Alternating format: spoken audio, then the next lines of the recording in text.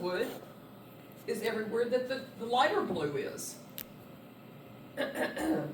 Notice, we even have one area of orange, and that's the only raised surface on the third piece of wood.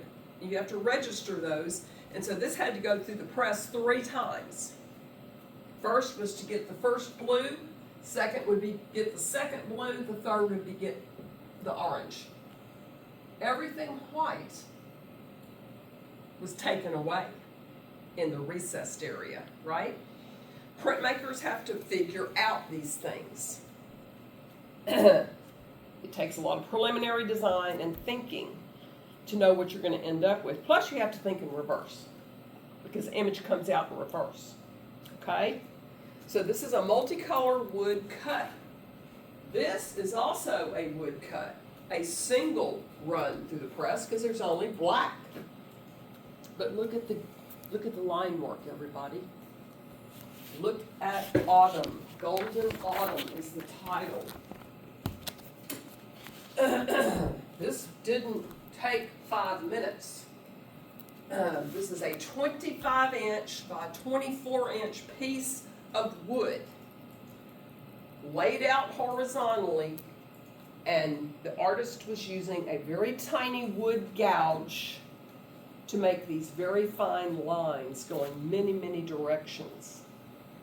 Look at the age of the subject here, which looks to be like perhaps someone that's worked in the fields. Lots of hatching lines, lots of contour line. Everything in printmaking is a result of a line. It's not about flat shape, it's about line work, as you can see here. Now, this area here was left plain because that whole area got the ink. That's all one big shape that was left raised up on the wooden matrix. So you can just see the complexity of this woodcut. The simplicity, the complexity. Next up is an example of the traditional Japanese woodcut. We're going to see Leslie Powell's private collection of Japanese woodcuts that look as beautiful as this. The Japanese were masters at woodcut, all right? And we see some variations, and you can imagine this is 3 to 4 colors through the press, 3 or 4 different matrices. And these are 3 different works of art. Hokusai, the great tidal wave.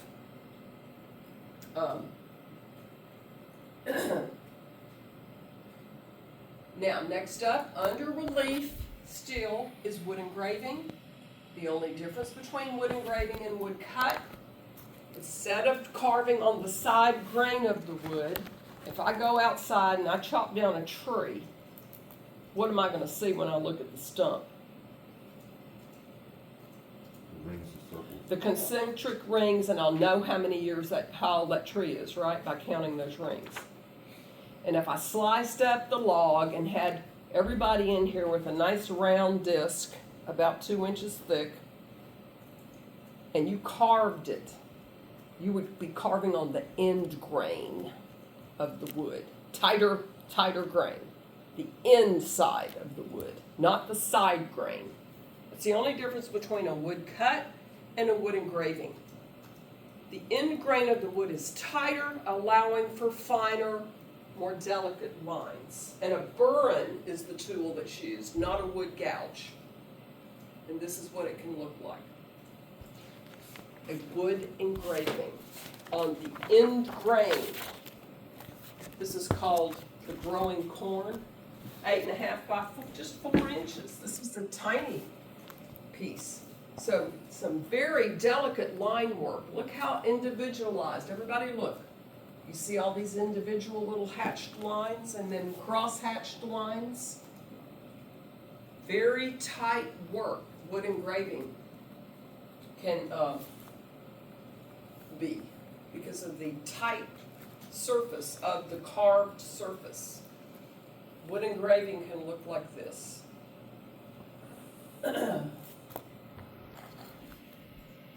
Okay, next category of printmaking is called intaglio.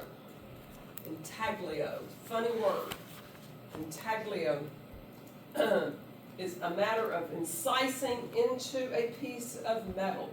Many times the metal could be zinc or silver. Many engravers